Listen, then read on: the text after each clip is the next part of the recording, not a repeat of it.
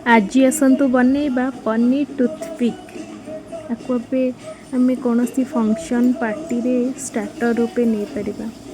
Paneer toothpick प्रथम आम toothpick को नहीं जिबा।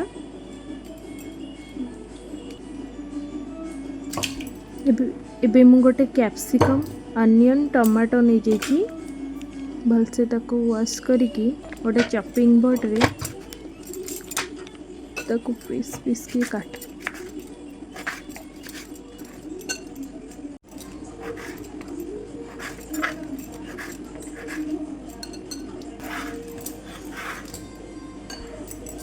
एबे मु 200 ग्राम पनीर नहीं जाइए। पनीर को भी मत छोट छोट पीस करके काटी नहीं जाइए।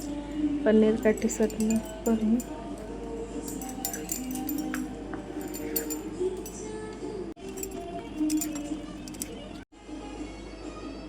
एबे वेजिटेबल को मैरिनेट करबा पई गोटे बाउल्स रे टिके दही नहीं जवा। गाढ़ा दही 2 ରୁ 3 चामच दही नहीं सरला परे सेथिरे एबे किछि लाल लंका गुंड दे दवा।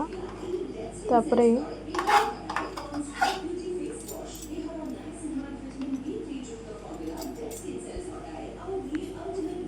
धनिया गुंड जीरा गुंड गरम मसला दे दे एबे टिके ब्लैक सॉल्ट दे दवा। ब्लैक सॉल्ट दे सरला परे टिके साधा लूण टिके जस्ट हल्दी दे दवा कलर पे।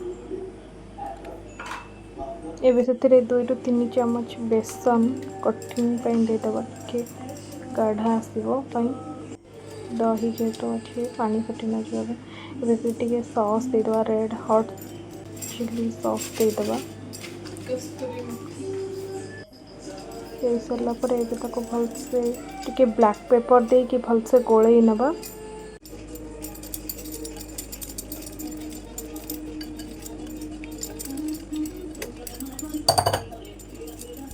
एबे गोलाई सरला पर से काटिक रखिथिबा वेजिटेबल्स और पनीर को ऐड कर दबा। ऐड करके भलसे मैरिनेट करके 5 मिनट पे ताको रेस्ट पे छाड़ी नबा।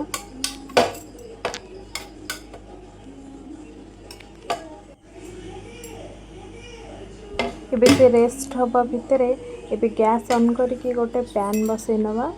पैन टिके पैन गरम हवा भितर आम टूथपिक रे मैरिनेट होता पनीर और कैप्सिकम को भलसे कौन कर दबा। आगे गोटे कैप्सिकम तापर गोटे पनीर पीस तापर गोटे टमाटर पीस तापर 2टा पियाज को दे दीची भलसे टूथपिक रे दे सरला परे एपटे पैन गरम हो सरला टिके तेल दे दे एपटे गोटे कॉर्नफ्लोर गोला और टिके ब्रेड कम नहीं जाइए तो गोटे गोटे की कॉर्नफ्लोर रे गोले की ब्रेड कम रे दे जस्ट टिके सालो फ्राई करी नबा।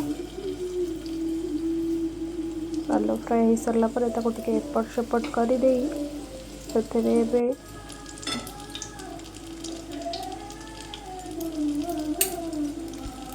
दुई पट सहित एपट सेपट करके हल्का फ्राए हो गला पर लो टू हाई फ्लेम रे टिके फ्राए सरला पर गोटे प्लेट पर टिके ऊपर रखिके ताको बाहर कर नबा।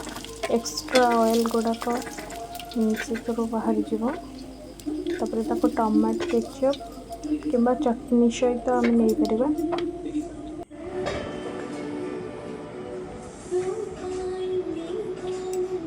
एबे हमर रेडी कला पनीर टूथपिक। पनीर स्टिक ठारो भी बेटर आर टेस्ट रहिबो। वीडियोटी भल लगी please like share and subscribe. आगो को वीडियो करिबारे इंटरेस्ट मध्य रहिबो।